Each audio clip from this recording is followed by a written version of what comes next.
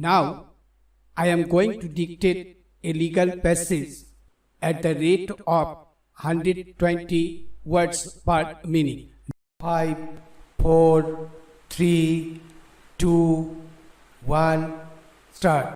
The present criminal appeal under the Supreme Court within bracket Enlargement of Criminal Appellate Jurisdiction Act 1970 is directed against the final judgment and order dated 2010-2010 in CRAL a number 1952/2005 within bracket herein after referred to as the impugned judgment passed by the High Court of Karnataka at Bengaluru, herein after referred to as the High Court, whereby the High Court was pleased to allow the appeal filed by the state qua the sole appellant para. The appellant was a co-accused along with one other upon trial. Both were acquitted, however, in appeal before the High Court preferred by the state of Karnataka. The appellant has been convicted under section 302 of the Indian Penal Code 1860 within bracket herein after referred to as the IPC and sentenced to undergo life imprisonment. Stop para.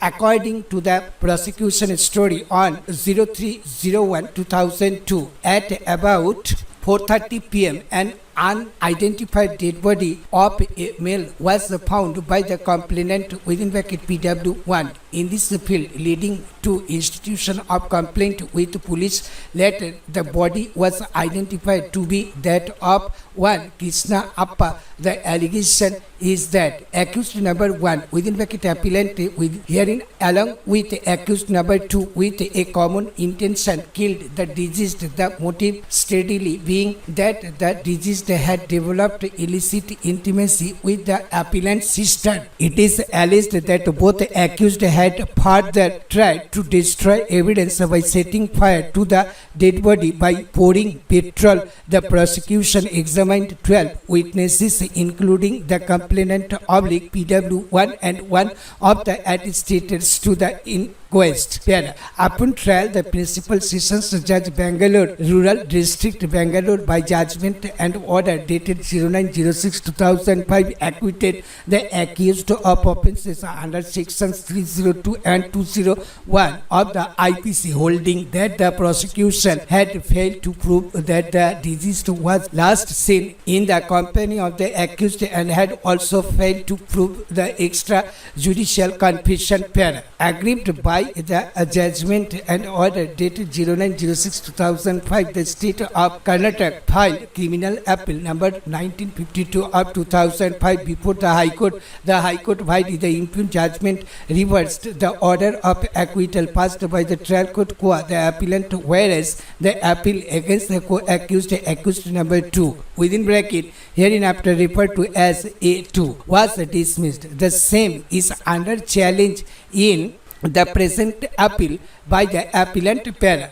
Learned counsel for the appellant submitted that the ground for acquittal by the trial court is based on evidence and the reasons given are cogent for holding that the prosecution had failed to prove its case against the accused under section 302 and 2012 of the IPC. It was further submitted that the High Court aid in reversing the order of acquittal against the appellant, whereas not interfering with the acquittal of the A2, as basically the role within bracket is assigned to both is the same. Learned counsel for the appellant submitted that in the charge framed by the trial court, it was clearly mentioned that the specific allegation was that A2 was the person who had come to the house of the accused 2 days prior to the fateful incident and taken him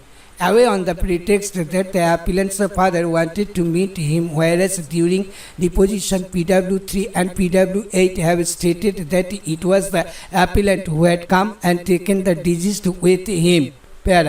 Learned counsel submitted that this very basic aspect, which completely changes the theory of last sin, cannot result in conviction of the appellant, as that is the sole ground for reversal of acquittal by the High Court.